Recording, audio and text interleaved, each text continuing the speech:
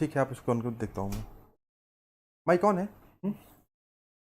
हाँ, हेलो बच्चों, कैसे हैं आप लोग? चलिए, अभी क्लासेस आपकी चल रही थी सिविल की, अब मैकेनिकल वाले लोग भी ज्वाइन कर लें। मैकेनिकल और सिविल के सभी बच्चे एक साथ आ जाएं। अब हम लोग फ्लूइड मैकेनिक्स शुरू करने वाले हैं, ठीक है? एक बार सब लोग शेयर कर दीजिए, फटाफट शेयर कर दीजिए।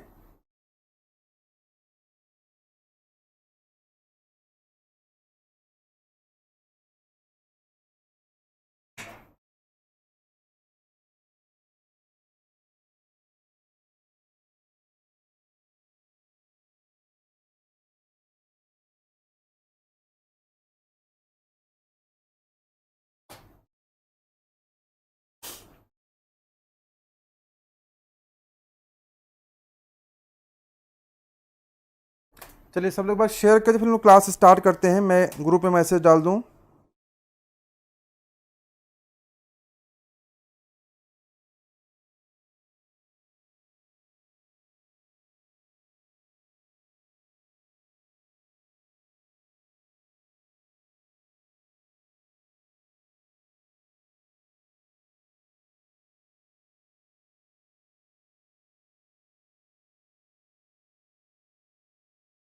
तो फ्लूइड मैकेनिक्स का हम लोग प्रैक्टिस सेशन करने जा रहे हैं। We will solve the most expected and most important questions of fluid mechanics. और फ्लूइड मैकेनिक्स के साथ ही साथ हम लोग हाइड्रोलिक मशीन्स के भी क्वेश्चन करते हैं। आज की क्लास में हाइड्रोलिक मशीन से क्वेश्चंस नहीं हैं। आज की क्लास में मुख्य रूप से हम प्रेशर मेजरमेंट पे आपको प्रैक्टिस कराएंगे। एक ऐसा टॉपिक जिसमें आपको बड़े सारे कन्फ्यूजन रहते हैं कि मैनोमीटर के सवाल कैसे लगाने हैं, बैरोमीटर पे क्वेश्चन कैसे आने हैं, पीजोमीटर पे कैसे आने हैं। और आज मुख्य रूप से हम आपको मैनोमीटर के क्वेश्चंस लगवाएंगे, न्यूमेरिकल क्वेश्चंस, जिसमें आपको बहुत सारी समस्याएं रहती हैं। तो फटाफट एक बार शेयर कर दो बच्चों, फिर हम लोग क्लास को स्टार्ट करते हैं, तुरंत स्टार्ट करते हैं। बस एक बार आप शेयर करके बता दीजिए कि हाँ, लोगों को मालूम हो जाए कि क्लास शुरू होने वाली है। That's it. कई बार मैं बच्चों को मैं कांटेक्ट करता हूँ ना, फ़ोन करूँगा या बात करूँगा, तो कितने सारे स्टूडेंट तो जानते ही नहीं है कि क्लास चल रही है या क्लास कितने बजे चलती है। तो इस तरह से कई बार मिस हो जाता है। एक बार सब लोग शेयर कर दीजिए अपने ग्रुप में, अपने व्हाट्सएप स्टेटस पे, सो दैट जिनको भी क्लासेस करनी है वो आकर के जुड़ जाएं हमसे। हम लोग क्या करने जा रहे हैं, फ्लूइड मैकेनिक्स के क्वेश्चंस कराएंगे आपको।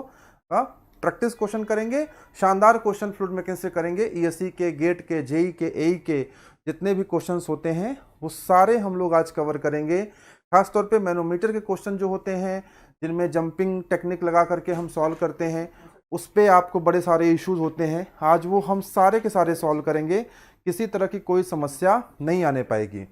एक बार सब लोग शेयर कर दीजिए, जिससे कि हम लोग स्टार्ट करते हैं क्लास को। ठीक है बच्चों, चलिए हम लोग 10 से 15 क्वेश्चन करते हैं और एक क्वेश्चन, एक चैप्टर से एक या दो क्वेश्चन केवल उठाते हैं। गुड इवनिंग, आज पुराने बच्चे हमारे काफ़ी आ गए हैं। हाँ, good evening to each. Jitendra good evening, Manas ji good evening, Samar good evening, David. ठीक है बच्चों, आप लोग ना अपने स्टेटस वगैरह पे लगा दो, जिससे कि जो लोग सर मैंने एक डाउट पूछा था। हाँ, जिन लोगों ने व्हाट्सएप पे डाउट कल से पूछा है उनका रिप्लाई मैं नहीं कर पाया हूँ। कल से मेरी तबीयत ठीक नहीं है, ठीक है, ज़्यादातर समय मैं सो ही रहा था। तो फीवर है हल्का हल्का मेरे को, और थोड़ी सी हरारत। तो मैं सबका रिप्लाई करूँगा, बिल्कुल परेशान ना होइएगा। तो जिन लोगों ने डाउट पूछा था, हो सकता है थोड़ा लेट हो रहा है, मैं आज शाम तक सबका रिप्लाई करूँगा। तबीयत ना ठीक होने की वजह से ऐसा हुआ है, नहीं तो आपका रिप्लाई तो जाता ही है। तो चलिए, खैर हम लोग क्लास की शुरुआत करते हैं। जिन लोगों ने यूपी ट्रिपल एससी जेई का एग्जाम देना है, जिनको यूपी आर्विनल देना है, या किसी भी सेंट्रल जेई, स्टेट जेई की आप तैयारी कर रहे हो, इवन आप गेट ईएससी की तैयारी भी कर रहे हो, तो भी आपके लिए ये बहुत इंपॉर्टेंट क्लास होती है। ये बहुत इंपॉर्टेंट क्लास होती है। आप गेट की तैयारी कर रहे हो, आप ईएससी की तैयारी कर रहे हो, आप किसी जेईई एग्जाम की तैयारी कर रहे हो, आपको ये क्लास बहुत ही फायदेमंद रहेगी। आपको ये क्लास बहुत काम आने वाली है, क्योंकि इसमें हम स्टैंडर्ड लेवल के क्वेश्चंस करते हैं। ठीक है, हमसे बहुत अच्छे लेवल के क्वेश्चंस करते हैं। वो आपको कॉन्सेप्ट बिल्डिंग भी करते हैं, साथ ही साथ आपको एग्जाम क्रैक करने में भी आपकी मदद करते हैं। चलिए बच्चों, तो क्लास की शुरुआत करते हैं। एक बार लाइक वाइक कर दो, जो लोग आए हैं भाई सब लोग लाइक कर दो, सेशन को लाइक कर दीजिए, ठीक है ना। ऐसी परंपरा है ऑनलाइन क्लासेस में कि सेशन को लाइक किया जाता है। सेशन को लाइक करने का मतलब ही होता है कि आपका अटेंडेंस लग गया। आई थिंक सारे लोग आ गए हैं। एक बार आप लोग ग्रुप में मैसेज शेयर कर दीजिए। शेयर हो गया है। चलिए क्लास स्टार्ट करते हैं हम लोग। पहला सवाल जो है, पहला सवाल मैनोमीटर पे ही है कि मैनोमीटर की क्या प्रॉपर्टीज होनी चाहिए। मैनोमीटर की क्या प्रॉपर्टीज होनी चाहिए, किसी मैनोमेट्रिक फ्लूइड की क्या प्रॉपर्टीज होनी चाहिए, ठीक है ना। प्रेशर मेजरमेंट में आप क्या पढ़ते हो, बेसिकली आप बैरोमीटर के बारे में पढ़ते हो। बैरोमीटर के बाद आप क्या पढ़ते हो, पीजोमीटर के बारे में पढ़ते हो, ठीक है ना। इसके अलावा आप क्या पढ़ते हो, मैनोमीटर के बारे में पढ़ते हो, ठीक है। तो मैनोमीटर में जो फ्लूइड यूज होता है, जो मैनोमेट्रिक फ्लूइड जिसे आप कह सकते हो, यहां मैनोमीटर नहीं बल्कि क्या होना चाहिए, गुड मैनोमेट्रिक फ्लूइड। तो कौन सी प्रॉपर्टीज मैनोमेट्रिक फ्लूइड में होनी चाहिए, मैनोमेट्रिक फ्लूइड में विच काइंड ऑफ प्रॉपर्टी वहां पे होनी चाहिए, इस पर डिस्कस हम लोग कर रहे हैं। कौन कौन सी प्रॉपर्टी होनी चाहिए बताइए भाई। देखिए, वेपर प्रेशर के बारे में आपका क्या विचार है। क्या अगर वेपर प्रेशर ज़्यादा रहेगा तो कोई दिक्कत आएगा? बिल्कुल दिक्कत आएगा। हमने, आपको याद है बैरोमीटर में ही हमने आपको समझाया था, ठीक है ना, कि वेपर प्रेशर अगर ज़्यादा होगा तो वेपराइज हो जाएगा। वेपराइज हो जाएगा तो वहाँ पे जो पार्टिकल्स मिलेंगे उसके कारण प्रेशर की एक्यूरेट रीडिंग नहीं मिलेगी। तो वेपर प्रेशर तो उसका कम से कम होना चाहिए। तो वेपर प्रेशर तो यहाँ भी कम है, यहाँ भी कम है, दो जगह है, यानी ये दोनों आंसर तो गलत हैं। बोलो भाई, लो vapour pressure and high density. बताओ पहले, सी और डी तो गलत आंसर है ना। सी और डी में तो कोई कंपटीशन ही नहीं रह गया। अब कंपटीशन ए में है और बी में है, तो वेपर प्रेशर तो लो होगा, इसके साथ डेंसिटी क्या होनी चाहिए, डेंसिटी हाई होगी। अगर लो डेंसिटी का फ्लूइड रहेगा तो वो उसका ना जो मूवमेंट होगा वो ज्यादा होगा। हाई डेंसिटी का फ्लूइड है तो कम मूव करेगा। जब कम मूवमेंट होगा तो एक्यूरेटली वो रीडिंग देगा, जो रीडिंग आपको प्रेशर की चाहिए। बात समझ में आया? तो क्या आंसर होना चाहिए? It should be B part. The correct answer is B part. समझ में आया?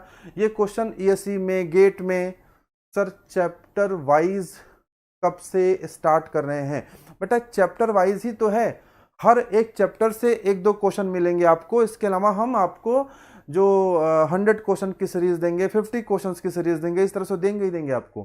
चैप्टर वाइज ही है। देखो ये मैनोमीटर से है, ये प्रेशर मेजरमेंट से है आपका, ठीक है।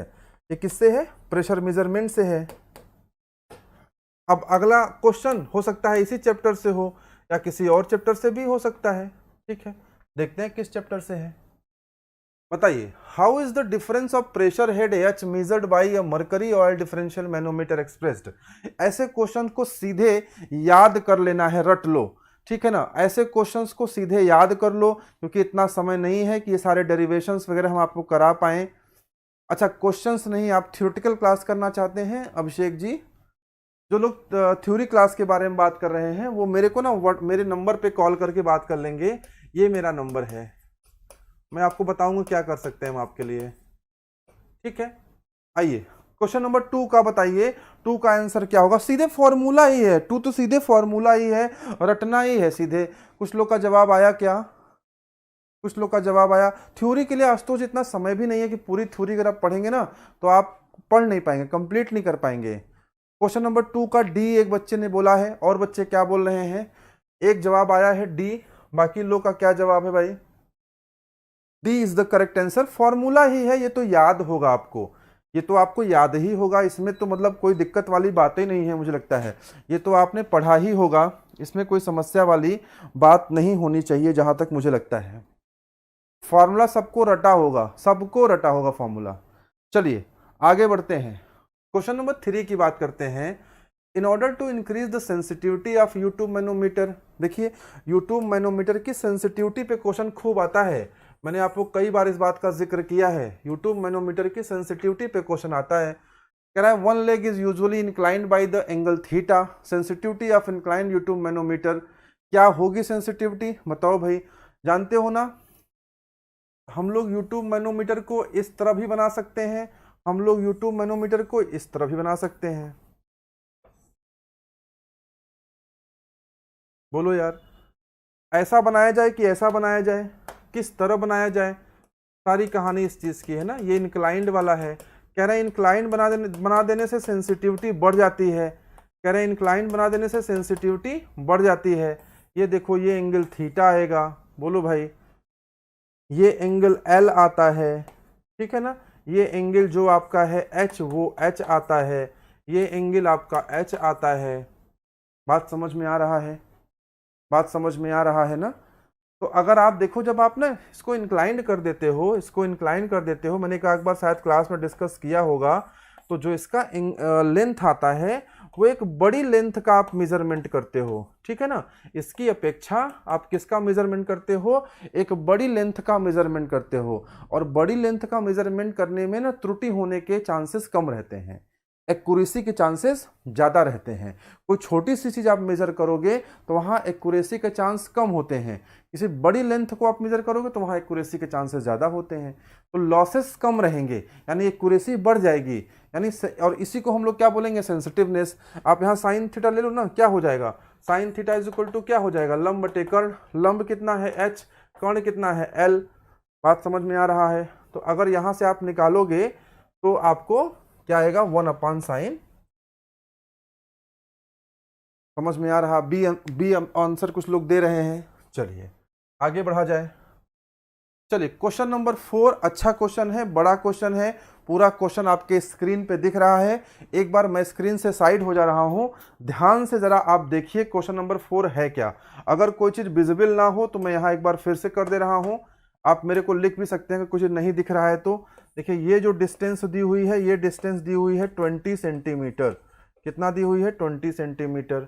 और ये जो डिस्टेंस दी हुई है, ये डिस्टेंस दी हुई है 10 सेंटीमीटर।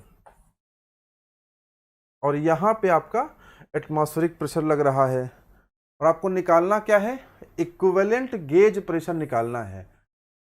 अच्छा सवाल है, गेट का क्वेश्चन है, ईएससी में भी आया है, आपके एग्जाम में भी आ सकता है। सवाल लगा के, अगर आप पहले सवाल पढ़िए, मैं एक बार हट जा रहा हूं, आप पहले सवाल पढ़िए ध्यान से,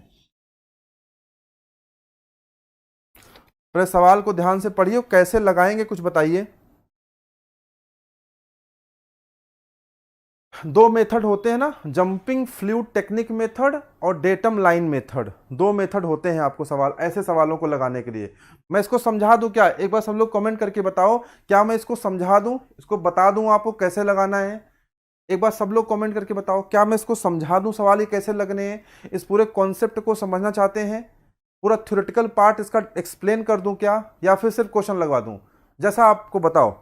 कमेंट करके बताओ, आपकी जो प्रतिक्रिया होगी मैं उस प्रतिक्रिया पे आपको वही काम कर दूंगा। क्या इसको बता दूं मैं ऐसे सवाल लगते कैसे हैं, एक बता दूंगा ना सारे सवाल लग जाएंगे, या फिर सिर्फ यही सीखना है कि हाँ ये सवाल कैसे आएगा, मैं डायरेक्ट निकाल दूं। आप लोग को पता है jumping fluid technique method, datum line method, do you know about this things, सुना है कभी आपने, जंपिंग फ्लूइड टेक्निक मेथड सुना कभी, बोलो, जंपिंग फ्लूइड टेक्निक मेथड सुना, डेटम लाइन मेथड सुना आपने।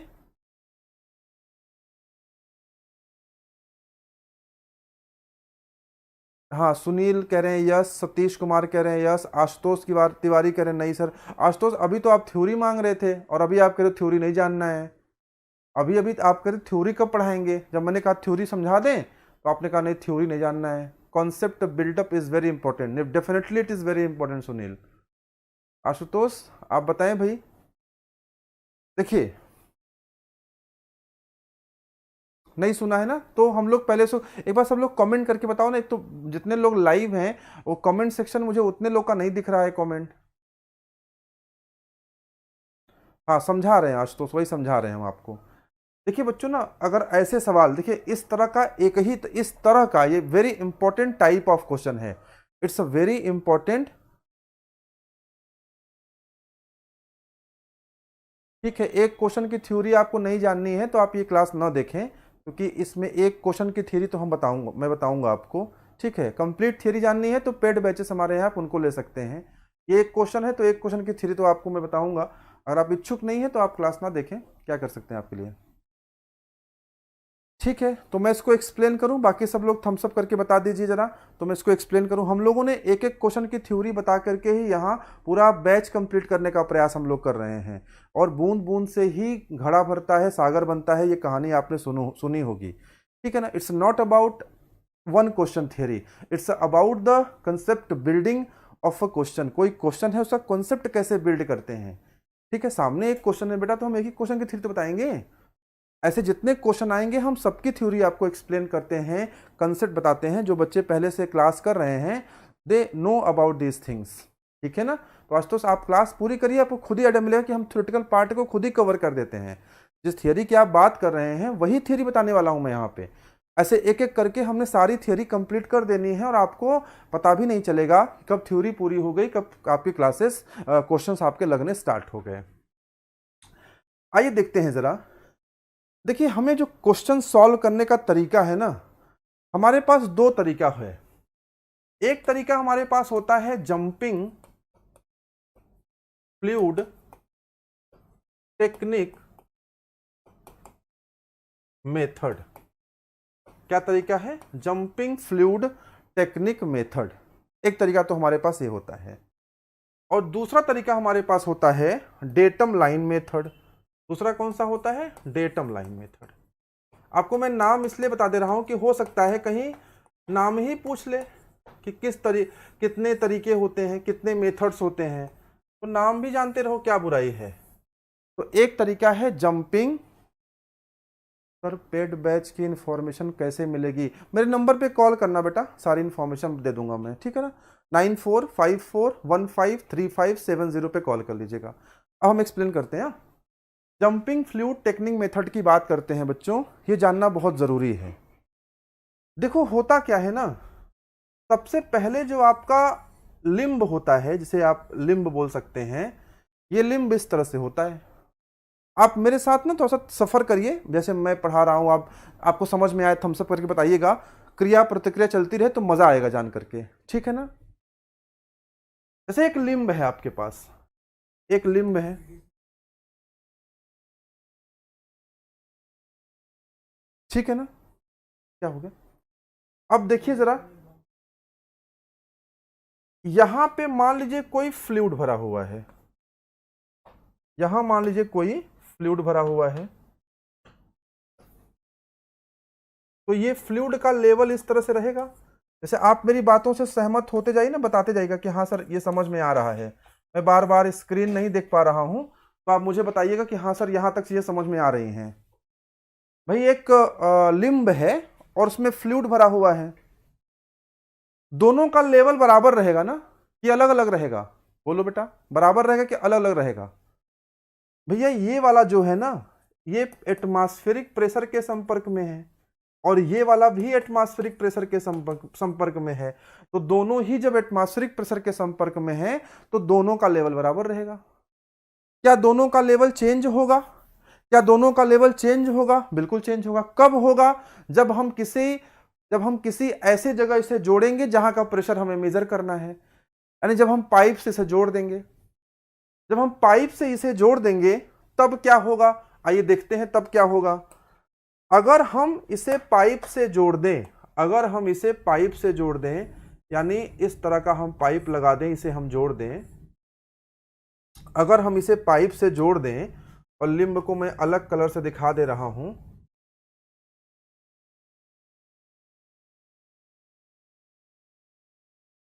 मेरी बातें आपको समझ में अगर आ रही हो तो आप थम्स अप करके बताइएगा। मैं बार बार स्क्रीन नहीं देख पा रहा हूं क्योंकि मुझे ना चीजों को आपको समझाना है। देखो एक बार समझ लोगे ना, एक बार समझ लोगे तो जिंदगी में कभी नहीं भूलेगा, ये तय बात है। फिर इस पे जितने सारे क्वेश्चंस होंगे सारे लग जाएंगे, कुछ भी नहीं छूटेगा। अब यहां पर मान लीजिए कोई फ्लूइड फ्लो हो रहा है, यहां पर कोई फ्लूइड फ्लो हो रहा है, और पहले लिम्ब में प्रेशर बराबर था, लेकिन जब ये लिम्ब इसके प्रभाव में आएगा तो ये वाला फ्लूइड इसको धक्का मारेगा। बोलो यार इतनी बात समझ में आ रही कि नहीं? बताते जाओ।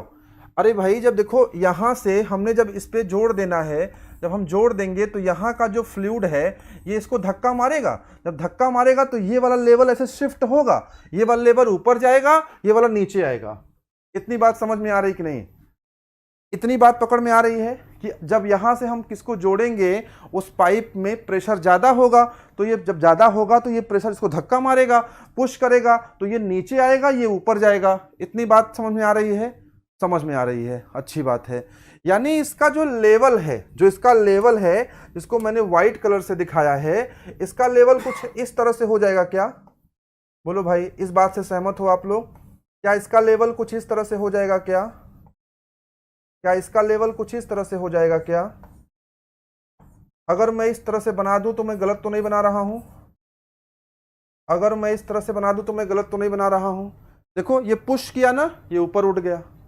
यहां तक सबको समझ में आ रहा है कि नहीं? बोलो, यहां तक सबको समझ में आ रहा है कि नहीं? ये देखो, इसको पुश करेगा, यहां से इसको पुश करेगा, और ये देखो इधर से उठ जाएगा। बोलो भाई, यहां तक बताओ जरा। अगर सबको यहां तक समझ में आ गया हो तो मैं आगे बढ़ूं। बोलो, यहां देखो P एटमॉस्फेरिक है, अब यहां P एटमॉस्फेरिक नहीं रह गया, यहां अभी भी P एटमॉस्फेरिक है, यहां अभी भी P एटमॉस्फेरिक है। यहां वायुमंडलीय दाब लग रहा है ना? क्या लग रहा है? वायुमंडलीय दाब। क्या लग रहा है बच्चों यहां पे? वायुमंडलीय दाब, एटमॉस्फेरिक प्रेशर।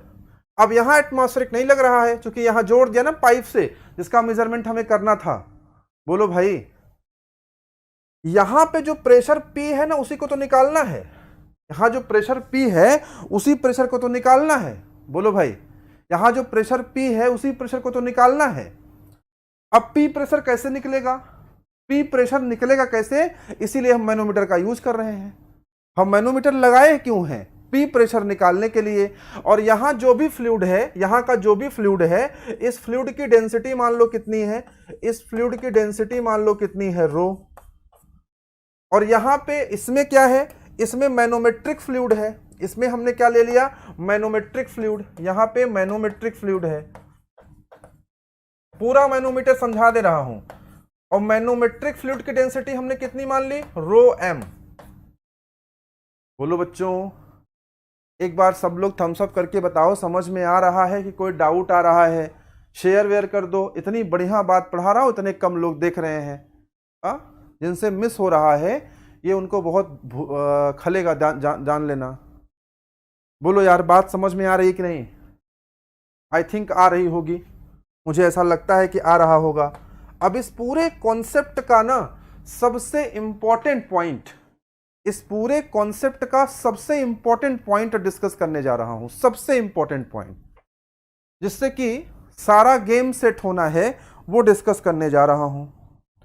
इस कॉन्सेप्ट का सबसे इंपॉर्टेंट पॉइंट डिस्कस करने जा रहा हूं।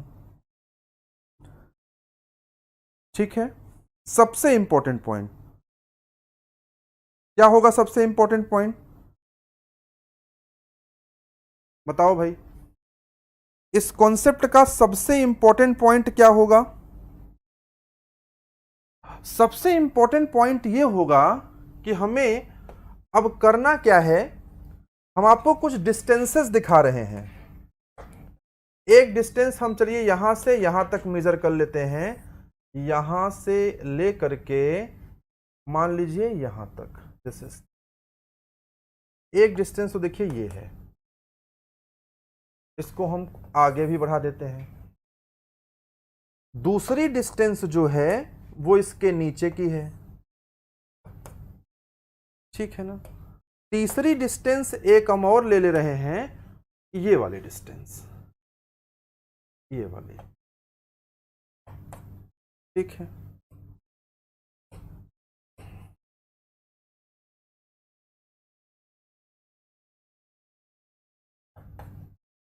बोलो भाई, बात पकड़ में आ रही है? कोई दिक्कत इसमें?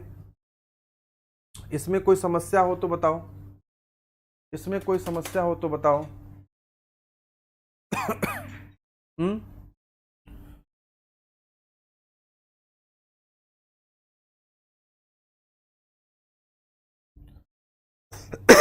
बोलो भैया। चलो इसको मान लेते हैं यक्स, इसको मान लेते हैं वाई। क्या मान ले इसको? वाई। और इसको मान लेते हैं जेड।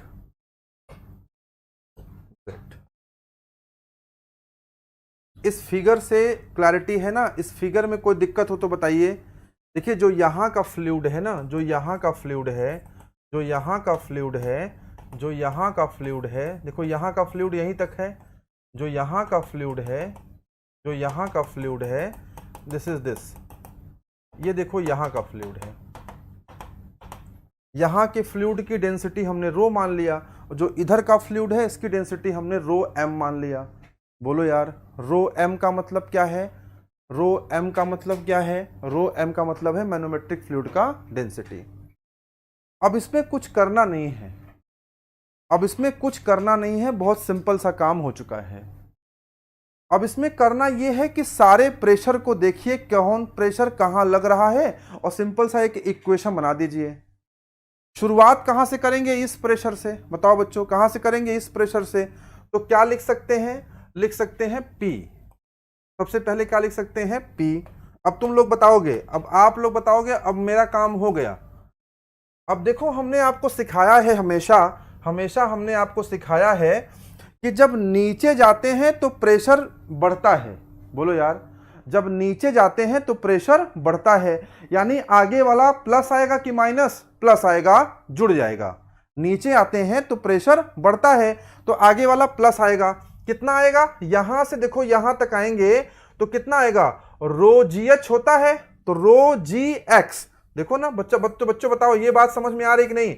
यहां से नीचे आएंगे, जब यहां से जब नीचे आएंगे, देखो नीचे आने पे प्रेशर बढ़ता है, इसीलिए देखो हमने यहां क्या लिया? प्लस लिख दिया। अगर प्रेशर ना बढ़ता तो हम प्लस ना लिखते। ये फंडा है कि नीचे आने पे प्रेशर बढ़ता है, और कितना बढ़ता है? रो जी एच। रो माने यहां उसका रो जो कि रो जिसको हमने रो माना है, ये वाला रो, ये वाला रो हमने माना। तो देखो यहां हमने रो ले लिया, जी को हमने जी लिया। बोलो भाई, और H की जगह हम क्या ले लेंगे? यक्स। H की जगह हम क्या ले लेंगे? यक्स। X क्यों लिया? देखो यहां पे यक्स है ना, एक्स डिस्टेंस है। नीचे आने पे प्रेशर बढ़ता है, तो ये फंडा हमने अपना लिया। बोलो यार, अब आगे देखते हैं जरा। अभी इतना ब्यूटीफुल कॉन्सेप्ट आएगा ना कि आपको मजा आ जाएगा। आप इतने खुश आएंगे कि सर ऐसा तो कभी पढ़ा ही नहीं था, ये मेरा प्रॉमिस है। The way I am going to teach you, आपने कभी सुना भी नहीं होगा कि ऐसे भी हम इसको समझ सकते थे। अब बताओ फॉर्मूला आगे कैसे करें? फिर नीचे आना है, फिर नीचे आना है। बोलो भैया, फिर नीचे आना है तो क्या करेंगे? रो रो, बोलो क्या लिखेंगे? रो। अब कहां आ गए? मैनोमेट्रिक फ्लूइड में। मैनोमेट्रिक फ्लूइड में आ गए ना, तो रो एम जी, और दूरी अब की क्या लिया हमने? जेड। जेड क्यों लिया? देखो नीचे आ रहे हैं, समझ में आ रहा है कि नहीं? नीचे आएंगे तो पॉजिटिव लेंगे। रो एम जी जेड क्यों लिया? अब मैनोमेट्रिक फ्लूइड से डील कर रहे हैं ना, तो हमने रो एम लिया, जी तो लिया ही, और जेड क्यों लिया? जेड डिस्टेंस है। समझ में आया? अब मजेदार बात देखो, मजेदार बात देखो, इसको जंपिंग फ्लूइड टेक्निक क्यों कहते हैं? इसको जंपिंग फ्लूइड टेक्निक क्यों कहते हैं, ये देखो। अब समझ में आएगा सर नाम ऐसा क्यों पड़ा। यहां से जब ये फिर ऊपर जाएगा, जितना देखो नीचे आ रहा है उतना ही फिर ऊपर जा रहा है। अभी तक जब नीचे आ रहे थे तो प्रेशर को पॉजिटिव ले रहे थे, अब ये फिर ऊपर जाएगा तो प्रेशर को नेगेटिव लेंगे। बोलो यार, ये बात समझ में आ रही कि नहीं? यहां से नीचे आए तो हमने प्रेशर को पॉजिटिव लिया, अब देखो ये वाला मैनोमेट्रिक फ्लूइड ऊपर जा रहा है ना, तो प्रेशर को नेगेटिव लेंगे। यानी अगला हमारा टर्म क्या होना चाहिए? Minus rho M g z. Rho M g z नीचे आया तो पॉजिटिव लिखा, और ऊपर गया तो नेगेटिव लिखा। बोलो भैया, इतनी बात तो समझ में आ ही रही होगी। अरे आ रही है ना? आगे देखो, फिर ये ऊपर गया, कितनी देर तक? कितनी दूरी तक? y तक। तो इसको भी ऐड करेंगे, कितना करेंगे? प्लस रो, क्या लिखेंगे? बोलो, रो एम लिखेंगे कि रो लिखेंगे? रो एम की रो एम लिखेंगे ना, रो एम जी वाई। और ये सब कुछ किसके बराबर हो जाएगा? P एटमॉस्फेरिक के। बताओ, लास्ट में तो यहां वायुमंडलीय दाब भी लग रहा है ना, तो ये सब कुछ किसके बराबर हो गया? P एटमॉस्फेरिक के। इस समीकरण को ध्यान से देखिए, इस इक्वेशन को ध्यान से देखिए, समझ में आया कि नहीं वो समझा दूंगा जो कभी आपने सोचा भी नहीं होगा। पहले एक बार इसको ध्यान से देख के बताइए कि समझ में आया कि नहीं। क्या इस समीकरण से सब लोग सहमत हैं? मैं इस समीकरण में अब तोड़ मरोड़ करना शुरू करूं, इस समीकरण को तोड़ना मोड़ना शुरू करूं? पहले इस समीकरण तक सब लोग पहुंच गए हैं। तबीयत मेरी ठीक नहीं है, दवा खा के पढ़ाने आया हूं, मेरी ऊर्जा फिर भी अगर आप तक पहुंच रही हो, मेरा प्रयास, तो एक बार सब लोग मुझे बताइए कि हाँ सर बात पकड़ में आ रही है, यहां तक कोई दिक्कत नहीं है। फिर अब आप बताइए इसके आगे क्या करना है। हाँ, कहां कहां निगेटिव होगा बेटा दीपक? कहां कहां कहां कह रहे हो? हाँ, सॉरी सॉरी सॉरी सॉरी, ये होगा। देखो दीपक ने सही बात पकड़ी। निगेटिव क्यों होगा? क्योंकि ऊपर जा रहा है ना, ये वाला देखो, ये वाला, ये भी तो निगेटिव होगा। सही बात है। देखो मेरे से मिस्टेक हो गया था, दीपक ने पढ़ा सही बात। समझ में आया? यहां तक समझ में आ गया सबके? हाँ, एक बार सब लोग कमेंट करो। इतने सारे लोग लाइव हैं बट कमेंट बहुत कम लोग का आता है। मैं हमेशा आपसे रिक्वेस्ट करता हूं, मैंने आपसे प्रॉमिस किया वो पढ़ा दूंगा यूट्यूब पे जो कहीं नहीं मिलने वाला। आप देख लेना यूट्यूब पे लोग क्या पढ़ाते हैं ना, मुझे पता है क्या पढ़ाते हैं, बेवकूफ बनाते हैं केवल। बट मैं वो चीज पढ़ा रहा हूं जो मैं अपने पेड बैच पढ़ाता हूं। ऑफलाइन के पेड बैच जो पढ़ाता हूं, जो ऑनलाइन के पेड बैच पढ़ाता हूं, वो आपको फ्री में पढ़ा रहा हूं। तो एक बार ना आप जरा कमेंट करके अपनी उत्सुकता जाहिर करिए कि हाँ आप सीखना चाहते हैं। टीचर को इंटरेस्ट चाहिए होता है बच्चों का, और कुछ नहीं चाहिए होता है। बात पकड़ में आ गई? अब देखो जरा, इसको ध्यान से देखो, इसको जरा गौर से देखो, ये तो कट जा रहा है ना। बोलो यार। अब बताने जा रहा हूं इसका नाम जंपिंग फ्लूइड टेक्निक क्यों पड़ा, इसका नाम जंपिंग फ्लूइड टेक्निक क्यों पड़ा, अब नाम बताने जा रहा हूं। ये कट जाएगा कि नहीं? बोलो, ये कटेगा ना? बोलो यार, ये कट जाएगा, ये कट जाएगा, ये कट जाएगा अगर, तो इक्वेशन क्या बनेगा? P प्लस रो जी एक्स प्लस, क्या बनेगा इक्वेशन? क्या बनेगा इक्वेशन? इसका नाम जंपिंग फ्लूइड टेक्निक क्यों पड़ा, अब समझाने जा रहा हूं।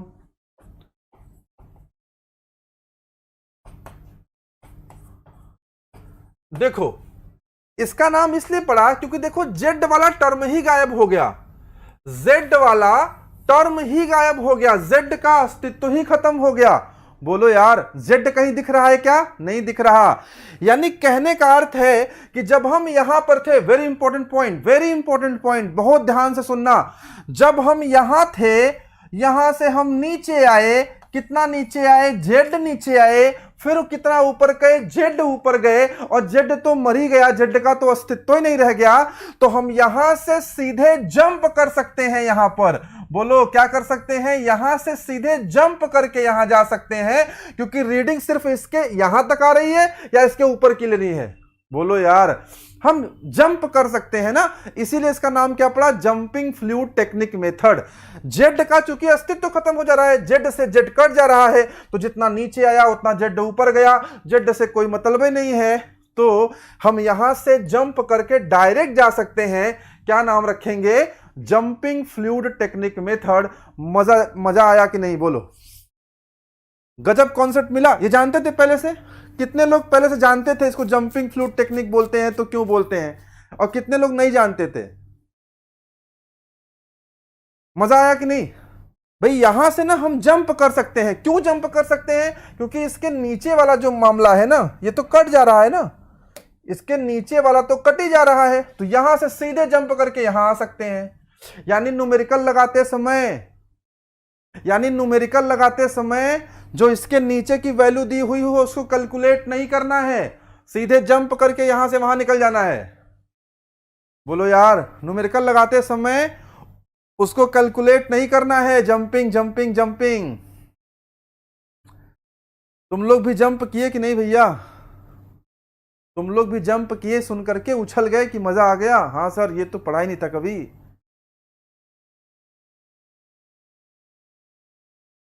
मजा आ गया। चलिए ठीक है।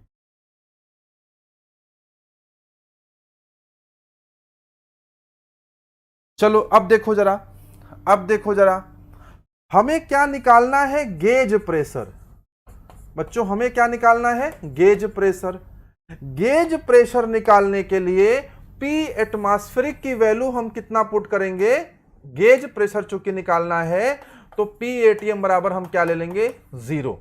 जब पी एटीएम 0 ले लेंगे तो अब ये समीकरण क्या बनेगा बताओ, अब ये इक्वेशन क्या बनेगा, P plus rho ji X minus rho M G Y is equal to 0।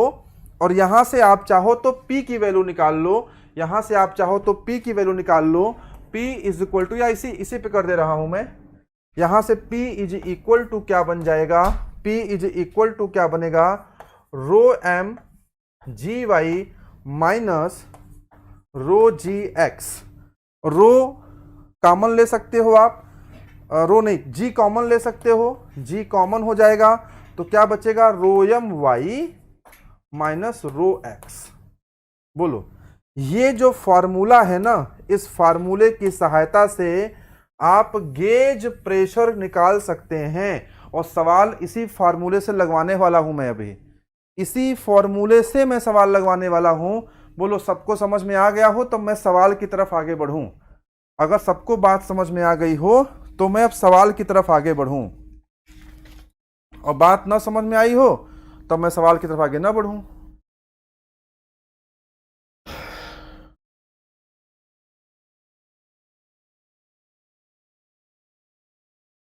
सबको समझ में आ गया हो तो सवाल की तरफ आगे बढ़ूं। एक छोटा सा सवाल था, उसी को लगवाने के लिए जंपिंग फ्लूइड टेक्निक मेथड आपको समझा दिया, और आपके काम आया होगा।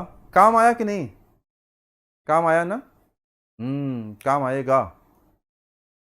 अब सवाल लगवाएं, देखना सवाल कितना सेकंड में लगेगा। अब पहले ये सवाल देख के आपको बहुत डर लगता था कि अरे बाप रे, ये तो नहीं निकलने वाला। बोलो, अब नहीं डरोगे, अब नहीं डरोगे ना। यहां पे P निकालना है, बोलो यार, P निकालना है, P निकालना है यहां पे ना। तो यहां का जो P होगा वो क्या होगा, P गेज होगा, P गेज, गेज प्रेशर निकालते हो ना, तो P गेज लिख दिया हमने, P गेज। समझ में आया। अब यहां से जब हम नीचे आएंगे तो हम प्लस लेंगे ना बच्चों, बोलो प्लस लेंगे, तो प्लस रो, कौन सा रो, इसका रो, इसका रो दिया हुआ है क्या, इसका रो कहीं दिया हुआ है क्या, देखो इसका रो दिया हुआ है 0.8 ना, इसकी स्पेसिफिक ग्रेविटी दी हुई है, तो 0.8 में 1000 से मल्टीप्लाई कर दोगे तो इसका रो मिल जाएगा। बोलो यार, इतनी बात समझ में सबको आ रही है, रो मिल गया। जी की वैल्यू 9.81 और एच की वैल्यू 20 सेंटीमीटर है, तो 20/100 कर दिया। देखो, अगर इतनी मैथ नहीं तेज रहेगी दिक्कत आएगा, अगर मैथ इतनी तेज नहीं रहेगी दिक्कत आएगा। देखो P गेज, और नीचे गए तो प्लस लिया, 0.8 इंटू ये क्यों किया, क्योंकि यहां स्पेसिफिक ग्रेविटी दिया, डेंसिटी निकाल लिया 9.81, 20 सेंटीमीटर है तो बटे 100 कर दिया। अब क्या करोगे, प्लस की माइनस, बोलो आगे क्या करें, प्लस की माइनस, आगे क्या करें, जंपिंग ट्रैक, जंपिंग यूज करना है, jumping fluid technique method use करना है।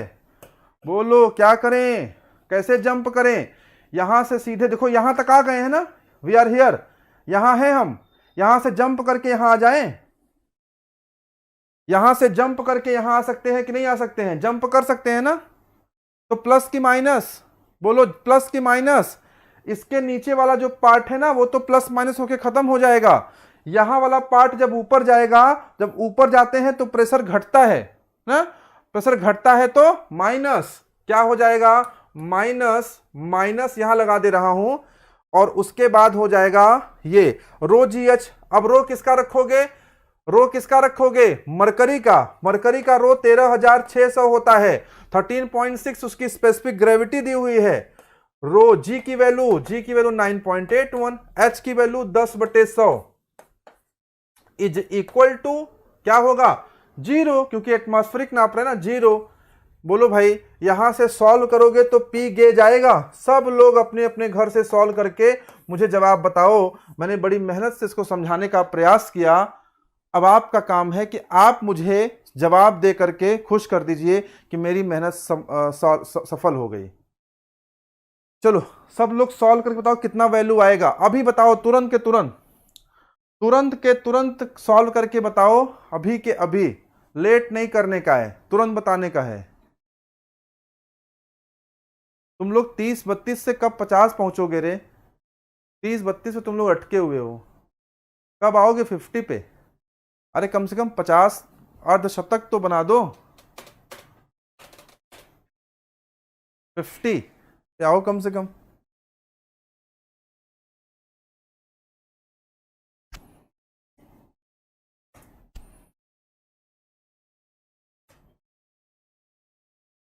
क्या आंसर आएगा बताओ। क्या बी आंसर सही है? कुछ लोग बी आंसर बता रहे हैं।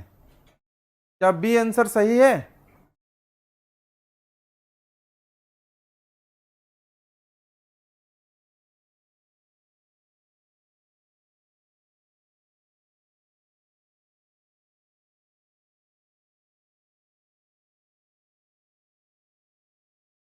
बी आंसर आ रहा है ना।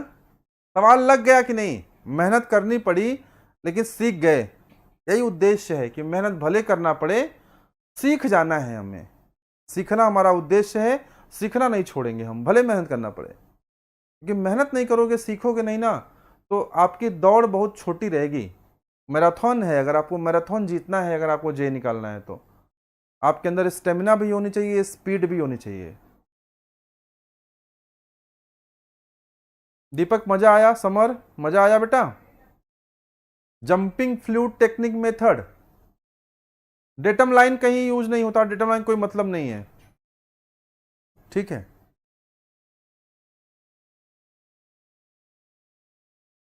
हाँ अप्रॉक्स वैल्यू आ गई, बस बस वही चाहिए।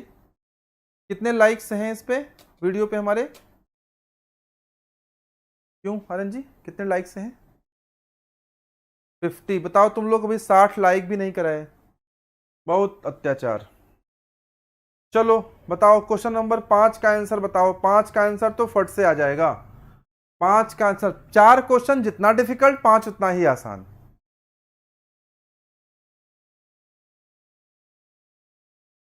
जंप जंप करना, हाँ सही है। 5वां क्वेश्चन बहुत ही आसान है, चौथा जितना कठिन था। कठिन तो नहीं होता कुछ भी, थोड़ा सा लंबा था, समझाना था। 5वां देखो कितना सिंपल सा क्वेश्चन है। बताओ इसका आंसर क्या होगा। 5वें का आंसर मैं नहीं बताऊंगा, तुम लोग बताओ। कुछ है ही नहीं 5वें में, सिंपल सा क्वेश्चन है, जिसमें समझाना था मैंने बताया ना। हाँ आंसर आना शुरू हो गया है। क्या आंसर है कि अगर आप चाहते हैं कि स्टेबिलिटी की कंडीशन में, स्टेबल इक्विलिब्रियम की बात करें, तो एम ऊपर होना चाहिए, जी नीचे होना चाहिए ना। एम इज एबव जी, कई सारी शर्तें हो सकती हैं ना। B m is greater than b g होना चाहिए, ये भी कभी कभी एक शर्त लिख देता है। जीएम की वैल्यू वैल्यू पॉजिटिव होनी चाहिए, ये भी एक शर्त लिख देता है। जो भी दिया है इन तीनों में से, डी वाला आपको कर दिया मैंने, डी है आंसर। ये क्वेश्चन भी मैंने एग्जाम में कई बार कराया है। एक जहाज है, शिप है। शिप जो है पहले कहाँ थी? पहले थी रिवर में, पहले थी रिवर में। अब कहाँ चली गई? अब चली गई समुंदर में, ठीक है ना, समुंदर में। तो बताओ ये क्या होगी? शिप की स्थिति क्या होगी? शिप की स्थिति क्या होगी? शिप थोड़ा सा उठ जाएगी कि थोड़ा सा झुक जाएगी, क्या होगी? देखो जो जो सी होता है ना, जो समुंदर होता है, यहाँ पे जो रो होता है वो ज्यादा होता है। क्यों ज्यादा होता है? क्योंकि इसके पानी में साल्ट्स मिले होते हैं। और F इज इक्वल टू क्या होता है? F इज इक्वल टू होता है रो जी भी। तो अगर रो बड़ा हो जाएगा तो यहाँ लगने वाला जो बायोंट फोर्स है, F इज इक्वल टू रो जी भी, जो बायोंट फोर्स है वो बड़ा हो जाएगा। बड़ा होगा तो उसको धक्का मारेगा, धक्का मारेगा तो शिप थोड़ी सी उठ जाएगी, यानी इस तरह से चली जाएगी। क्या आंसर आया? Rise a little. 6 का आंसर ए पार्ट, 6 का आंसर ए पार्ट। 7 करो, 7 करो। Continuity equation in differential form, इस तरह से भी कभी कभी पूछ लेता है, खासतौर पे स्टेट के एग्जामिनेशन में, खासतौर पे पीएसयू के एग्जामिनेशन में, खासतौर पे आपके जो पीएसयू जो स्टेट, यही दो जगह पूछेगा इस तरह क्वेश्चन। क्या आंसर आएगा 7 का आंसर? बोलो भैया। What should be the correct answer of 7? 7 का सही उत्तर क्या होना चाहिए बच्चों? उत्तर दीजिए फटाफट। मैकेनिकल वाले अभी थर्मोडायनेमिक्स ही पढ़ना है तुम लोग को ना। पॉलीट्रॉपिक प्रोसेस जानना है कि नहीं? पॉलीट्रॉपिक प्रोसेस क्या होता है?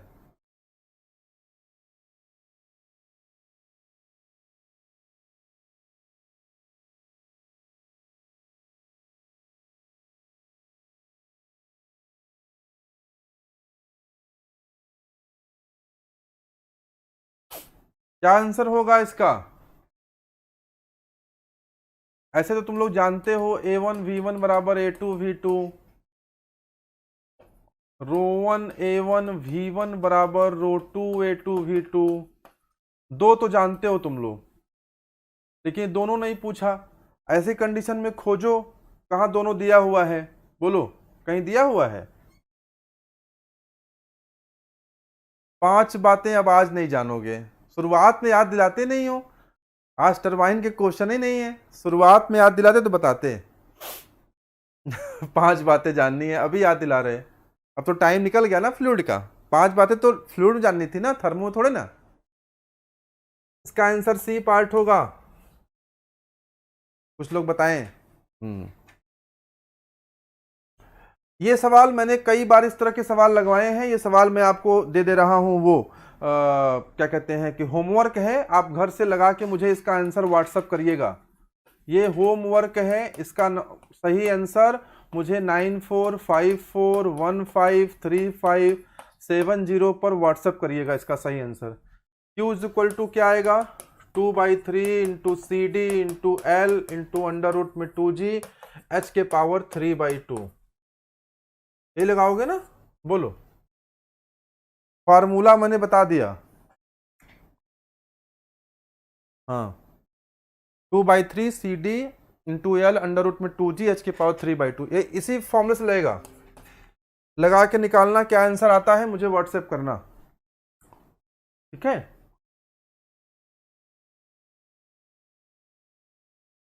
बताओ क्वेश्चन नंबर 9 का आंसर। 9 का आंसर बोलो क्या होना चाहिए? What should be the answer of question number 9? The flow of fluid through pipe is laminar. अरे बहुत सिंपल क्वेश्चन है यार, इसका आंसर सी होगा।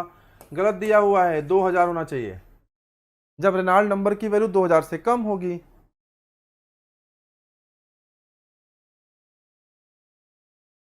ना। बहुत सिंपल है। The equation of motion for a viscous fluid. Viscous की बात कर रहा है। विस्कस मतलब इसमें विस्कोसिटी हो, आइडियल फ्लूइड की बात नहीं हो रही है। तो बताओ क्वेश्चन नंबर 10 का आंसर बताओ। अच्छा क्वेश्चन है, PSU क्वेश्चन है, ये PSU का क्वेश्चन है। क्या आंसर होना चाहिए? सी होगा। NV Stoke, NV equation. बोलो भाई। ये सब क्वेश्चन मैंने बहुत कराए हैं आप लोगों को। जो लोग हमारी प्लेलिस्ट देखिएगा, बहुत क्वेश्चन इस तरह कराए हैं आपको, है कि नहीं? Navier Stoke equation. Navier Stoke equation क्या करता है? कंजर्वेशन ऑफ किसके बारे में बात करता है? एनर्जी, मास, मोमेंटम। मोमेंटम के बारे में करता है। बताओ 11 का आंसर सी की डी। बताओ भैया 11 का आंसर क्या होगा? सी होना चाहिए कि डी होना चाहिए? सी की डी, क्या आंसर होना चाहिए? डी होना चाहिए। 10 नहीं 11 पूछ रहा हूं।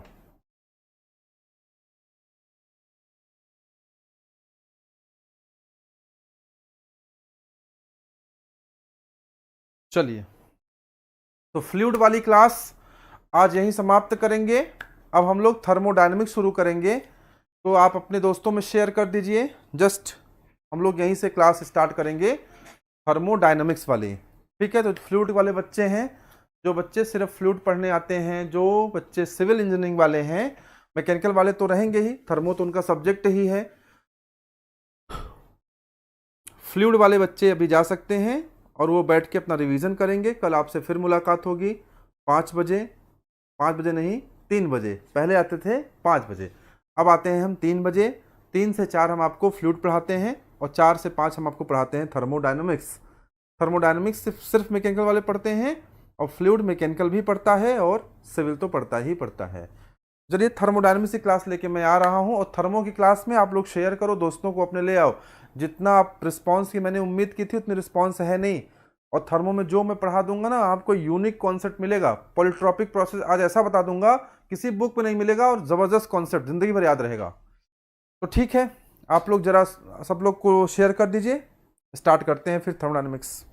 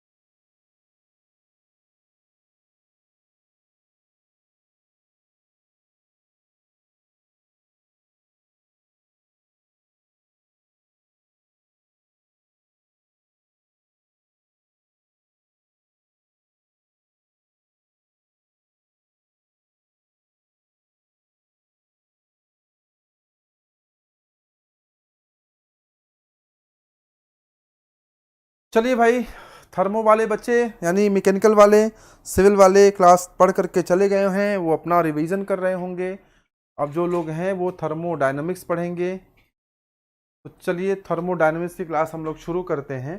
कल हमने आपसे प्रॉमिस किया था कि हम आपको क्या पढ़ाएंगे, थर्मोडायनेमिक्स में पॉलीट्रॉपिक प्रोसेस के बारे में पढ़ाएंगे ना। क्या पढ़ाएंगे? Polytropic process. क्या होता है पॉलीट्रॉपिक प्रोसेस, कभी सोचा आपने? नाम में तो पॉली वर्ड लगा हुआ है, नाम में क्या लगा है? पॉली शब्द लगा हुआ है।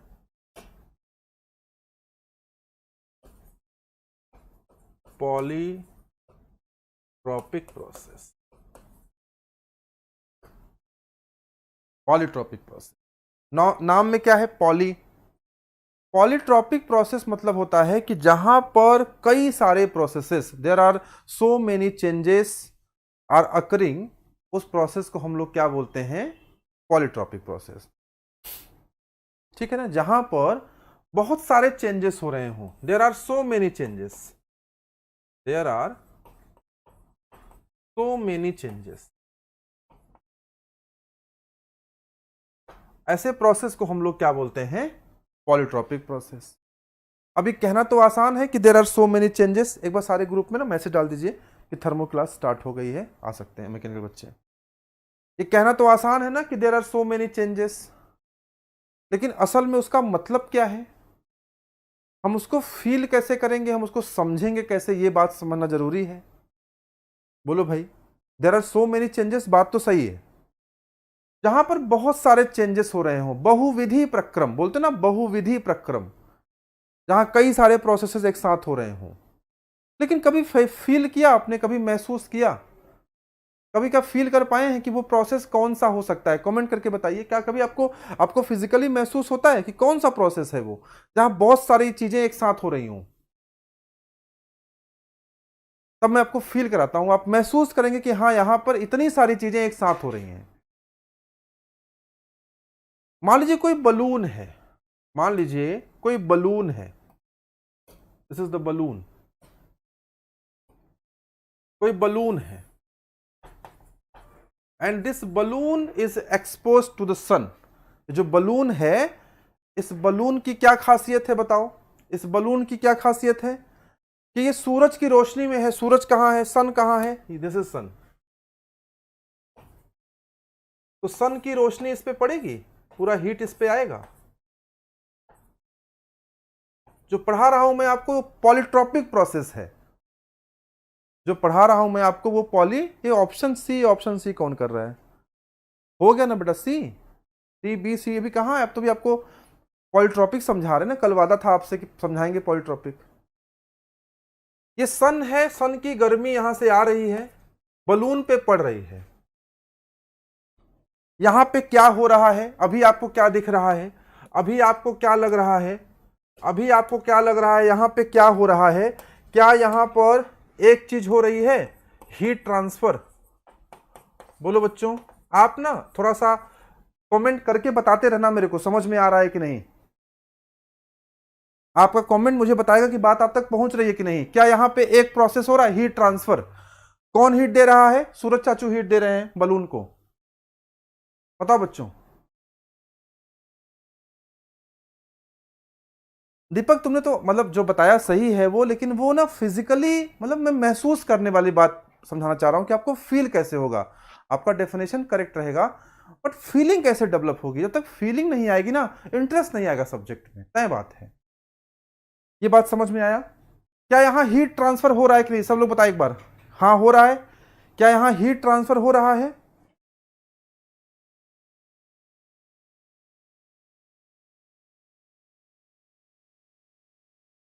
क्या यहां हीट ट्रांसफर हो रहा है?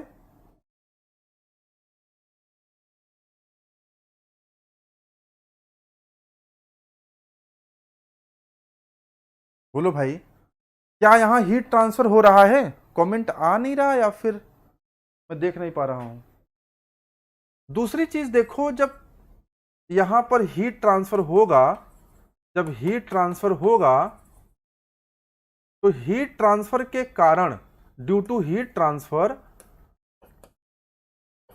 ड्यू टू हीट ट्रांसफर क्या होगा? ड्यू टू हीट ट्रांसफर क्या होगा? मॉलिक्यूलर एक्टिविटीज जो हैं वो इंक्रीज कर जाएंगी। बात समझ में आया? अभी अब देखना कितने सारे प्रोसेस एक साथ हो रहे हैं। सबसे पहले हीट ट्रांसफर तो हो रहा है। अगर हीट ट्रांसफर होगा तो जो मॉलिक्यूलर एक्टिविटीज हैं वो इंक्रीज कर जाएंगी। जब मॉलिक्यूलर एक्टिविटीज इंक्रीज करेंगी तो निश्चित रूप से क्या करेगा? प्रेशर इंक्रीज कर जाएगा। तो इस प्रोसेस में एक तो हीट ट्रांसफर हो रहा है और दूसरा काम क्या हो रहा है? प्रेशर इंक्रीज कर रहा है। ध्यान से समझना, हीट ट्रांसफर एक चीज हो रहा है और प्रेशर इंक्रीज एक चीज और हो रहा है। और बताओ, हीट ट्रांसफर हो रहा है, अगर ड्यू टू हीट ट्रांसफर, अगर हीट ट्रांसफर हो रहा है तो एक चीज और हो रहा है, क्या? Temperature, temperature also increases. Process देखो एक ही है, एक ही जगह कितने सारे काम हो रहे हैं। क्या पढ़ रहे हैं? पॉलीट्रॉपिक ना, बहुविधि प्रक्रम। बहु मतलब वो बहु नहीं जिसकी तलाश में आप लोग जेई बन रहे हैं। बहु मतलब मल्टीपल, कई सारे। क्या पढ़ रहे हैं? Polytropic process. फीलिंग डेवलप हो जाएगा बेटा, जिंदगी भर भूलेगा नहीं। पॉलीट्रॉपिक प्रोसेस, बहुविधि प्रक्रम। एक बच्चे ने कहा सर ये बहुविधि है तो सास विधि कब पढ़ेंगे? ठीक है ना, सास विधि नहीं पढ़ना, बहुविधि ही पढ़ना है। कितने सारे प्रोसेस हो रहे हैं बताओ? एक ये हो गया, दूसरा हो गया, तीसरा हो गया, और भी कुछ हो रहा है बताओ? और भी कुछ हो रहा है? बोलो यार, और भी कुछ हो रहा है? हो रहा है। जब हीट आएगी कहीं पर, किसी चीज को आप हीट करते हो तो उसका वॉल्यूम बढ़ता है कि नहीं? बोलो यार। हाँ सर बढ़ता है। यानी यहां एक चीज और हो रहा है। क्या हो रहा है कि वॉल्यूम भी बढ़ रहा है। एक काम यहां और हो रहा है, वॉल्यूम इज आल्सो इंक्रीजिंग। देखो एक ही प्रोसेस में कितने सारे काम दिखा दिए मैंने, एक ही प्रोसेस में कितने सारे काम दिखा दिए ना। क्या क्या दिखा दिए? हीट ट्रांसफर भी हो रहा है, प्रेशर भी बढ़ रहा है, टेम्परेचर भी बढ़ रहा है, वॉल्यूम भी बढ़ रहा है। और अगर वॉल्यूम बढ़ रहा है इसका मतलब वहां वर्क हो रहा है।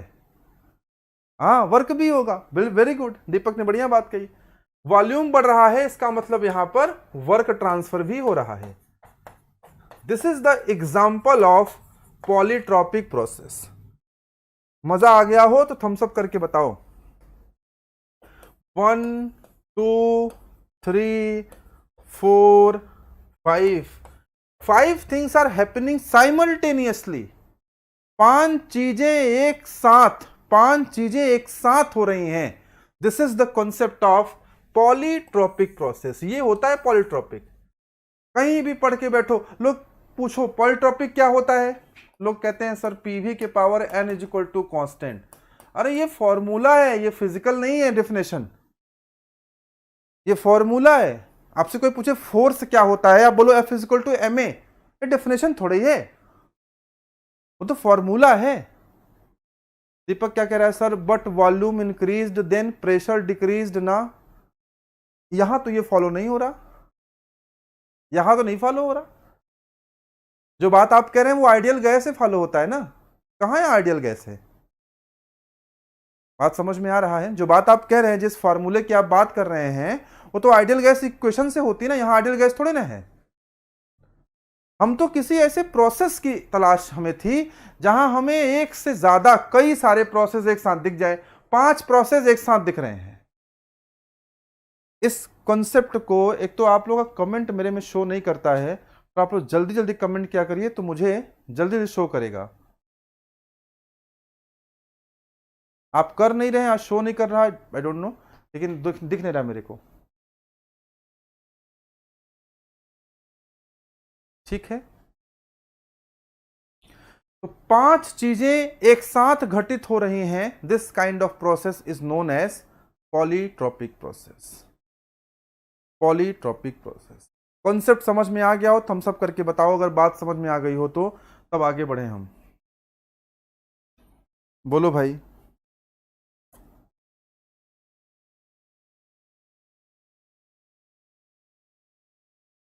पॉलीट्रोपिक प्रोसेस का अगर फॉर्मूला देखोगे ना, तो ये फॉर्मूला होता है पीवी के power N is equal to constant, जहां एन क्या होता है, एन होता है पॉलीट्रोपिक इंडेक्स। क्या होता है? Polytropic index. ये भी याद रखना, एन की वैल्यू कितनी होती है, माइनस इन्फिनिटी से प्लस इन्फिनिटी। एन जो है ना, एन किस पे डिपेंड नहीं करता है। एन की वैल्यू कितनी होती है, माइनस इन्फिनिटी से प्लस इन्फिनिटी। एन जो है वो मटेरियल पे डिपेंड नहीं करता, वर्किंग फ्लूइड पे डिपेंड नहीं करता, गैसेस पे डिपेंड नहीं करता। इन सब बातों से एन का कोई मतलब नहीं है। बात पकड़ में आया ना? बोलो भैया। लेकिन जनरली एन की वैल्यू कितनी होती है, less than, greater than 1, less than gamma. Generally ये वैल्यू होती है, हो ये भी सकती है, हो ये भी सकती है, जनरली ये वैल्यू होती है। बोलो। तो ये था पॉलीट्रोपिक प्रोसेस का कॉन्सेप्ट। अब हम क्वेश्चन की तरफ आगे बढ़े। हाँ, पहला क्वेश्चन आपके स्क्रीन पर है, सवाल का जवाब दीजिए। जूल्स लॉ के बारे में पहला क्वेश्चन बनाया गया है कि जूल्स लॉ क्या होता है। बताइए भाई, जूल्स लॉ क्या होता है?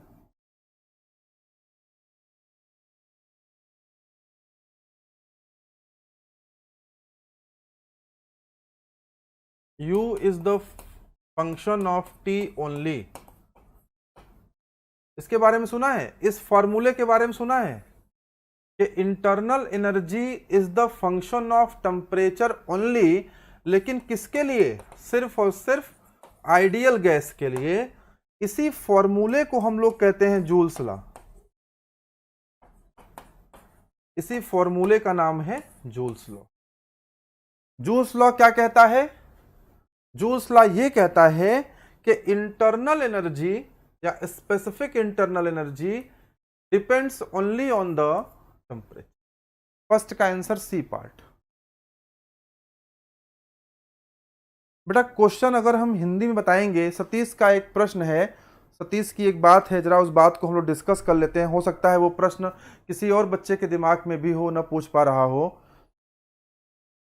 कुछ बच्चों का कहना रहता है, सतीश आप समझो, हम क्वेश्चन जो है हिंदी या इंग्लिश में क्यों लेते हैं, इसका कारण समझ लो आप बस। फिर आप जैसा कहोगे हम ऐसा कर देंगे। क्वेश्चन देने का हमारे पास दो तरीका है, एक है हिंदी, दूसरा है इंग्लिश। हम क्वेश्चंस लाते कहाँ हैं, क्वेश्चंस का स्रोत क्या है, बुक्स हैं, किताबों से क्वेश्चन लेते हैं। इस पे मुझे डिस्कस करना भी था एक दिन। अच्छा हुआ सतीश ने एक कमेंट किया है तो मैं इस बात का जवाब दूं। सब लोग ध्यान से सुनो और फिर अपना जवाब देना कि मुझे क्या करना चाहिए। जो आप बताओ मैं कर दूंगा एकदम, इट्स माय प्रॉमिस, वादा है मेरा। हम क्वेश्चंस कहां से लाते हैं, बुक से। हम कौन कौन सी बुक्स यूज करते हैं बेटा आपको क्वेश्चंस लाने के लिए? हम क्या करते हैं, हम आपके लिए आईएएस के क्वेश्चन पेपर लाते हैं, आईएएस के प्रीवियस ईयर क्वेश्चन पेपर लाते हैं, पीवाईक्यूज। हम इसके अलावा गेट के छोटे वाले क्वेश्चन लाते हैं, पीवाईक्यूज। इसके अलावा हम एसएससी जेई के पीवाईक्यूज लगवाते हैं। हम कहां से क्वेश्चन लाते हैं पहले ये जरा सुनिएगा ध्यान से। इसके अलावा हम कुछ एई एग्जामिनेशन के क्वेश्चन लाते हैं, पीवाईक्यूज लाते हैं। और अगर आप किसी बुक का नाम लोगे तो डीएस कुमार थोड़ी सी अच्छी किताब है, तो कुछ क्वेश्चन हमारे डीएस कुमार के भी होते हैं। बेटा समस्या यह है कि सारी बुक्स ना इंग्लिश में है, इसमें से कोई बुक हिंदी में नहीं आती है। अगर आप हिंदी की बात करोगे बेटा, अगर आप हिंदी की बात करोगे तो मुश्किल से एक या दो नाम ऐसे हैं जिनकी किताबें हिंदी में आती हैं। अगर हम हिंदी वाले क्वेश्चन कराएंगे तो जैसे ही हम कुछ क्वेश्चन करा देंगे हमारे क्वेश्चन खत्म हो जाएंगे, हमारे पास नंबर ऑफ क्वेश्चंस बहुत कम रहेंगे। अभी आप देखो मैं फ्लूइड के क्वेश्चंस कितने दिन से करा रहा हूं, बात पकड़ में आया ना? फ्लूइड क्वेश्चन कितने दिन से करा रहा हूं, and each and every day you are getting the new questions. बात समझ में आ रहा है? अगर मैं हिंदी में क्वेश्चन कराऊंगा तो मान लीजिए एक बुक है यूथ पब्लिकेशन की, मैं उसको फॉलो कर सकता हूं। इसके अलावा एक बुक शायद जैन की आती है, उसमें तो बहुत करेक्शन दिया हुआ है, बहुत आंसर गलत है। कुल मिला के यूथ की ही एक बुक है जिसमें थोड़े बहुत ठीक ठाक क्वेश्चन दिए हुए हैं। तो बेटा मैं कितने कम क्वेश्चन करा पाऊंगा आपको, वैरायटी ऑफ क्वेश्चंस नहीं डील कर पाऊंगा। अब आप मुझे बताओ कि आप बहुत कम क्वेश्चंस करना चाहते हो या आप क्वेश्चंस की बिल्कुल खजाना चाहते हो। हमारा प्रॉमिस आपसे क्या है कि हम आपको 6000 प्लस क्वेश्चन कराएंगे। आप बताओ कोई बुक उठा के देखो यूथ वगैरह की, क्या 6000 प्लस क्वेश्चन दिए हैं? नहीं दिए हैं, और वो भी सारे क्वेश्चन रिपीट होते हैं उनके। हमारी समस्या समझ रहे हैं? हमारी समस्या मात्र इतनी है, हिंदी में अच्छी किताबें ही नहीं, हम क्वेश्चन लाएंगे कहां से? हमें क्वेश्चन लाने के लिए जरूरी है कि हमें इंग्लिश का सहारा लेना पड़ता है। बिल्कुल सही दीपक भाई, ऐसे ही अपने ज्ञान के भंडार को से हमें सराबोर करते रहिए। समर भाई आपके लिए कुछ भी इसमें सर का भी योगदान है। इंथैल्पी भी टेम्परेचर पर डिपेंड करता है, वो भी केवल आइडियल गैस की, सबकी नहीं। समझे बात को ना? तो अब बताओ आप लोग हमें क्या करना चाहिए, तब तक हम आगे तरफ बढ़ते हैं क्वेश्चन की तरफ। बताओ हमें हिंदी में करना चाहिए या अंग्रेजी में? आप लोग के लिए ही मैं अंग्रेजी में लेके आता हूं, मेरे को नहीं शौक है। मेरे को क्या, जैसे देखो टाइप करवाता हूं मैं हिंदी वाला करा दूं, बट वो बहुत कम होंगे। जहां मैं आपको एक सब्जेक्ट पे 600 क्वेश्चन करा पा रहा हूं या 1000 क्वेश्चन करा पा रहा हूं, वहां पे मैं आपको 150 करा पाऊंगा। कम क्वेश्चन करोगे, प्रैक्टिस कम होगा, सफाई नहीं आएगी काम करने में, आप इतने स्ट्रांग नहीं बन पाओगे। समस्या मेरी समझ रहे हो कि नहीं? सब लोग कमेंट करके बताओ हिंदी चाहिए कि इंग्लिश। 2 का answer, internal energy of an isolated system. बताओ भैया, आइसोलेटेड सिस्टम है ना? कैसा सिस्टम है? आइसोलेटेड। आइसोलेटेड सिस्टम में इंटरनल एनर्जी क्या होगी? बोलो। रिमेन्स कांस्टेंट कह रहे हैं लोग, रिमेन्स कांस्टेंट। रिमेन्स कांस्टेंट तो होगी, लेकिन एक चीज का ध्यान रखिएगा, सबकी एनर्जी कांस्टेंट नहीं होती है। रिमेन्स सेम अगर होगी, रिमेन्स कांस्टेंट होगी भी ओनली फॉर आइडियल गैस। इस बात का ध्यान दीजिएगा, remains constant but only for ideal gas, not for all. Only for ideal gas, not for all. बात समझ में आया ना? Not for all. Question number 3 देखो, ये किसके किसके लिए वैलिड है फॉर्मूला? ये फॉर्मूला किसके किसके लिए वैलिड है, कहां कहां लगा सकते हो इसको बताओ। dq is equal to D U plus D dq is equal to D U plus D W को ही पी डीवी लिख दिया गया है। तो फॉर्मूला ये कहां कहां लगा पाएंगे आप, एनी आइडिया?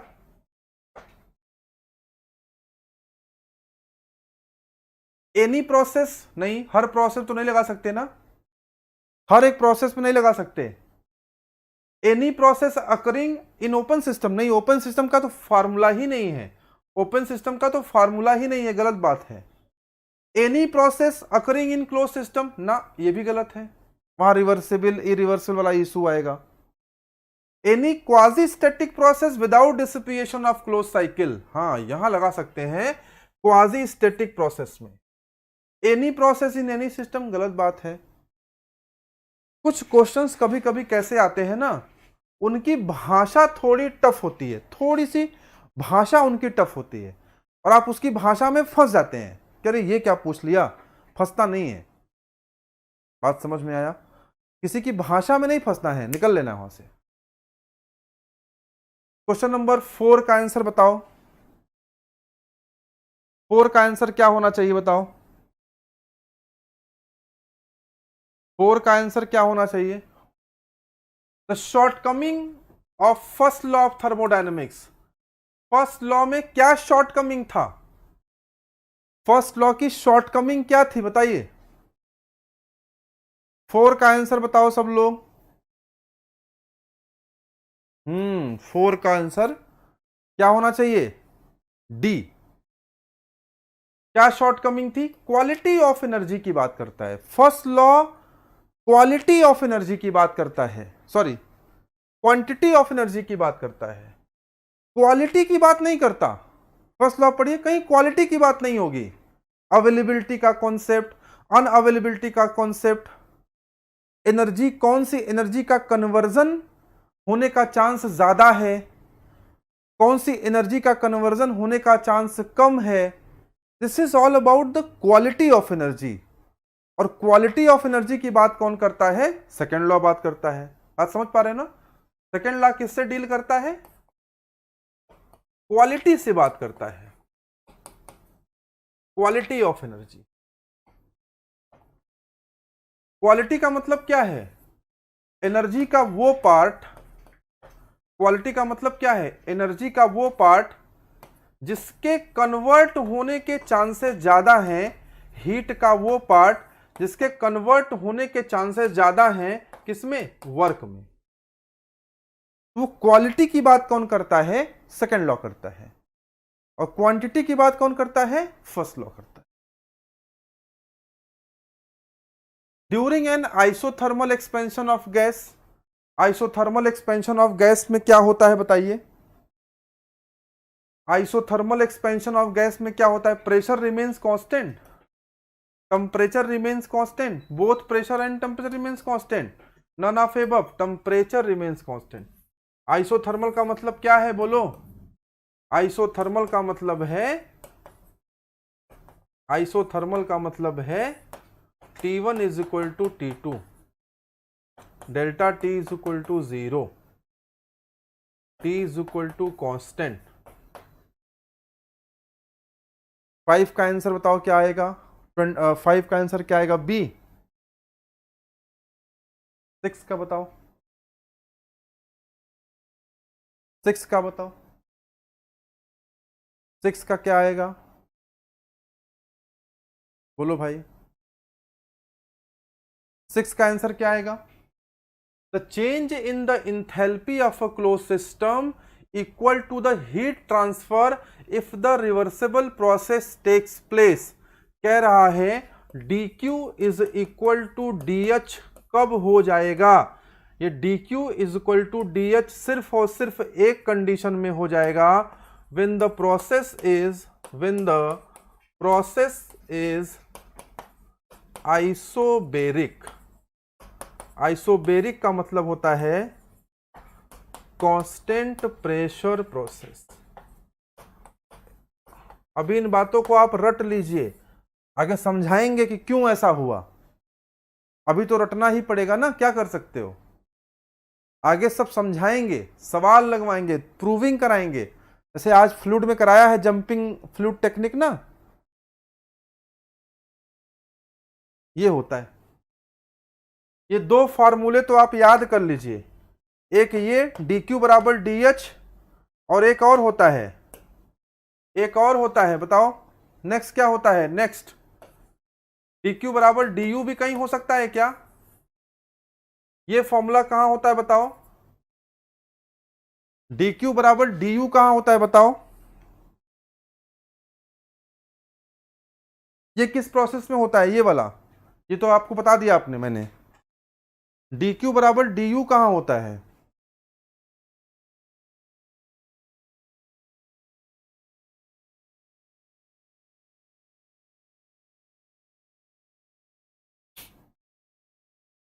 हाँ, कांस्टेंट वॉल्यूम में। कांस्टेंट वॉल्यूम मतलब आइसोकोरिक। कांस्टेंट वॉल्यूम मत बोला करो, आइसोकोरिक बोला करो, आइसोमेट्रिक बोला करो।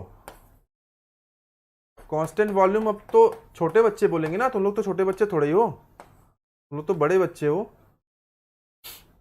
Isochoric, isometric. आगे बढ़ा जाए। Gas expands a definite volume in a closed vessel. The maximum work will be done when the process is as constant. अभी फिलहाल आपको ये भी रटना ही पड़ेगा, आगे मैं समझाऊंगा पीवी डायग्राम की हेल्प लेकर के कि इसका मतलब कैसे हुआ, ये कैसे हो रहा है, और इसका आंसर सी पार्ट आएगा। The correct answer is C part. PV diagram मुझे ना आपको एक दिन पढ़ाना पड़ेगा। अभी आप लोग पीवी डायग्राम पे ना एकदम कुछ जानते नहीं हो कैसे क्या होता है। जानते हो थर्मो पढ़ते समय ना दो ही चीज है, थर्मो पढ़ते समय, थर्मोडायनेमिक्स पढ़ते समय अगर आपको दो चीज का नॉलेज हो जाए, एक तो आपको पीवी डायग्राम सही से समझ में आने लगे, और दूसरा आप सिलेंडर पिस्टन अरेंजमेंट से सही चीजों को अटैच करके, अगर आप सिलेंडर पिस्टन अरेंजमेंट से चीजों को अटैच करके अगर आप समझना सीख गए, आपको थर्मो में कोई बीट नहीं कर सकता। ये मेरा आपसे प्रॉमिस है, जो लोग मेरे से पढ़े होंगे जानते होंगे वो। और थर्मो पढ़ने का मजा तब है ना जब आप उसमें गहराई तक जाएं। ऊपर ऊपर थर्मो पढ़ने का मजा नहीं है। थर्मो में आपको मजा आना तब शुरू होगा जब आपको मैं गहराई तक ले जाऊं, और गहराई तक मैं आपको इस तरह ले जाऊंगा कि आप जान ही नहीं पाओगे कि आप कहां और आप गहराई में आपको पहुंचा चुका हूंगा। बशर्ते ना आपको एक लेवल मेंटेन करना पड़ेगा, चीजों को समझना पड़ेगा, रटने से काम नहीं चलेगा।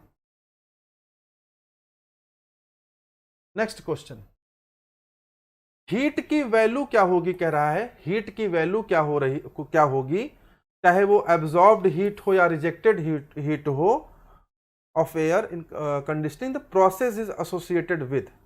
बताओ भाई क्या इसका आंसर आएगा। क्वेश्चन थोड़ा सा अजीब सा क्वेश्चन है, हालांकि आपको आइडिया नहीं लग रहा होगा कि कहां से उठा लिया क्वेश्चन ये, बट स्टेट जेई की आप तैयारी कर रहे हैं, आप राज्य सरकार की परीक्षाओं की तैयारी कर रहे हैं, तो आप अजीब क्वेश्चन के लिए तैयार रहिए। राज्य सरकार की परीक्षाएं अजीब तरीके से ही होती हैं, तो ऐसे क्वेश्चन के लिए आपको प्रिपेयर रहना पड़ेगा। क्या आंसर होगा बताओ इसका? A B C D. Gamma minus N upon gamma minus 1 into work done.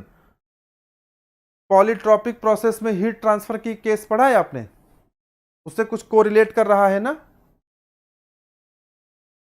बोलो भैया।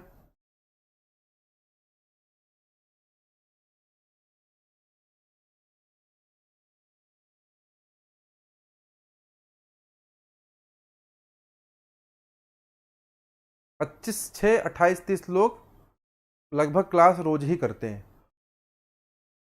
आज कई लोग नहीं दिख रहे, समीक्षा नहीं दिख रही है, प्रभात भी नहीं दिख रहा, मोहित नहीं दिख रहा क्लास में, काफी लोग नहीं दिख रहे हैं, विकास भी नहीं दिख रहा, 8-10 लड़के नहीं दिख रहे हैं। ये 30 क्रॉस करता है, इसमें भी लाइव रहते हैं आप लोग। चलो ये बताओ, टेम्परेचर में राइज निकालना है, सवाल लगाओ। ठीक सवाल है ये, इसको लगा सकते हो। कैसे निकालोगे इसका मैं हिंट बताऊं?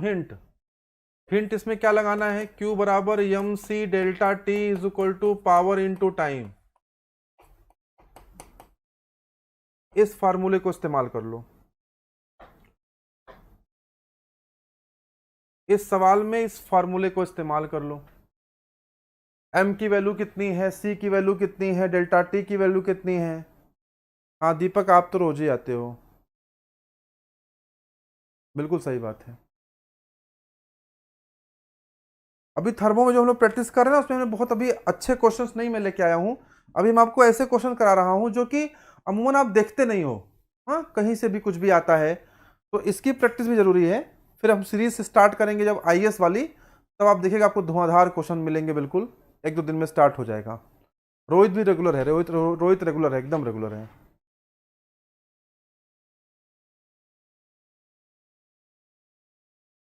बोलो भैया।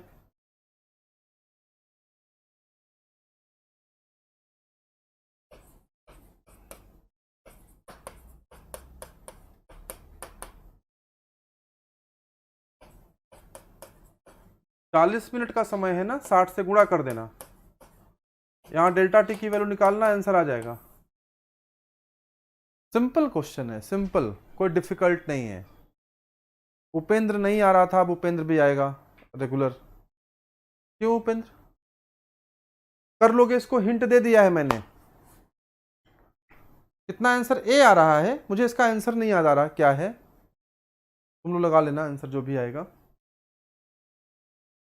ये क्वेश्चन अच्छा क्वेश्चन है, इट्स अ गुड क्वेश्चन। इस क्वेश्चन को मैं 3 स्टार तो दे ही दूंगा, 3 स्टार, 4 स्टार, चलो 5 स्टार देते हैं। इसको लगाओ। थोड़ा सा ना कॉमन सेंस का मामला है इस क्वेश्चन में, थोड़ा आपको कॉमन सेंस लगाना पड़ेगा, ऐसे ही नहीं कि सवाल लगा दिया। थोड़ा सा कॉमन सेंस लगाना पड़ेगा। सवाल में क्या कह रहा है? कह रहा है कि रिवर्सिबल आइसोथर्मल एक्सपेंशन है। रिवर्सिबल आइसोथर्मल एक्सपेंशन में आपको क्या दिखना चाहिए? Isothermal word.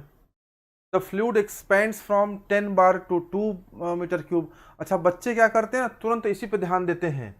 ठीक है, P1 की वैल्यू है 10 बार, P2 की वैल्यू है 2 बार। ठीक है, V1 की वैल्यू है 2 मीटर क्यूब, और V2 की वैल्यू कितनी हो गई? 10 meter cube. During this expansion process 100 kilowatt of heat is supplied. हीट कितनी सप्लाई हो रही है? 100 किलोवाट। क्या इसका आंसर आएगा? अब बच्चे ना पूरा परेशान कहाँ रहेंगे, जानते हो कहाँ परेशान रहेंगे? इसको देख करके, अरे सर बहुत वैल्यूज दी हुई हैं, जरूरत ही नहीं है उसकी, उसकी जरूरत ही नहीं है। Selection is regularity is very important, right Rohit, सही बात करें आप, इसकी जरूरत ही नहीं है। अगर हम रिवर्सिबल आइसोथर्मल की बात कर रहे हैं तो D Q is equal to क्या होता है? D U plus D W. बोलो यार। तो आइसोथर्मल है ना, आइसोथर्मल है, तो जो आप इसमें डी यू की वैल्यू कितनी हो जाएगी? इसकी वैल्यू 0 हो जाएगी। अब इसकी 0 हो जाएगी तो D Q is equal to कितना हो जाएगा? डी डब्ल्यू हो जाएगा। तो जितना हीट आपने दिया 100 किलोवाट, 100 किलोवाट आपने दिया, तो डब्ल्यू की वैल्यू भी कितनी हो जाएगी? 100 किलोवाट। डी डब्ल्यू की वैल्यू भी कितनी हो जाएगी? 100 किलोवाट। कुछ जरूरत ही नहीं है इन चीजों की, पता नहीं क्या क्या दे रखा है, बट उनकी जरूरत नहीं है। ठीक है बच्चों, तो आज भी मैं क्लास थोड़ा सा जल्दी छोड़ूंगा, तबीयत मेरी थोड़ी सी ठीक नहीं है, तो शिवेन सर क्लास कंटिन्यू करेंगे। मेरा शेड्यूल वही रहेगा 3 से 4, 4 से 5 वाला। जैसे ही स्वास्थ्य जो है पूरी तरह से ठीक कर लूँ तो मैं क्लासेस को पूरे फुल फ्लेज में आपके सामने ले पाऊँगा। तबीयत खराब होने की स्थिति में क्या होता है कि आप ज़बरदस्ती अगर मेहनत करते हो ना तो थोड़ा और ख़राब जाता है, तो ज़्यादा नुकसान हो जाता है। तो आज हम लोगों ने 10 क्वेश्चन किए, 10 क्वेश्चन भी अपने आप में बहुत इंपॉर्टेंट होते हैं और आप ढंग से पढ़ते हो तो। और साथ ही साथ आज हमने क्या सीखा, जंपिंग फ्लूइड टेक्निक मेथड के द्वारा मैनोमीटर में क्वेश्चन लगाना सीखा। मैनोमीटर क्वेश्चन कभी आप देखना, कभी किसी बुक वगैरह में जहाँ सोल्यूशन दिया रहता है, देख के ही बड़ी चिड़न सी होती है ना, कितने भारी भारी फॉर्मूले, कितने भारी भारी इक्वेशंस होते हैं। लेकिन हम लोग को डरना नहीं है, हम उनको आराम से कर लेंगे, क्योंकि अब हम जंपिंग फ्लूइड टेक्निक मेथड सीख चुके हैं और तर्क के साथ करेंगे, ऐसा नहीं कि रटेंगे उसको। तो बच्चों आज मैं आपसे अभी विदा लूंगा, शिवेन सर आएंगे और आपको प्रोडक्शन पढ़ाएंगे। कल फिर आपसे मुलाकात होगी कुछ बढ़िया और शानदार क्वेश्चन के साथ। तब तक के लिए थैंक यू वेरी मच।